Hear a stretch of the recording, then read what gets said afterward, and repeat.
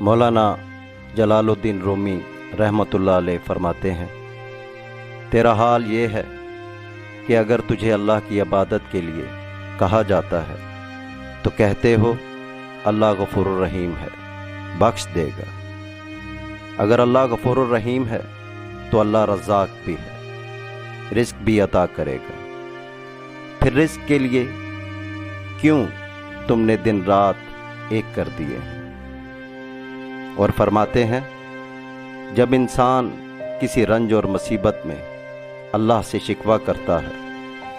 تو اللہ فرماتا ہے کہ اس مصیبت کا شکوہ بھیجا ہے، یہ تو تجھے میری طرف متوجہ کر رہی ہے، تجھے شکوہ تو میری اس نعمت سے ہونا چاہیے جو تجھے مجھ سے بے نیاز بناتی ہے۔ اور آخر میں نصیحتاً اللہ کی طرف رجوع کی دعوت دیتے ہوئے فرمایا، کھٹکھٹاؤ وہ دروازہ کھول دے گا، مٹ جاؤ وہ سورج کی طرح چمکا دے گا، جھک جاؤ وہ آسمانوں جتنا بلند کر دے گا، کچھ بھی نہ رہو وہ تمہیں سب کچھ بنا دے گا، اس کے ہو جاؤ وہ اپنا بنا دے گا۔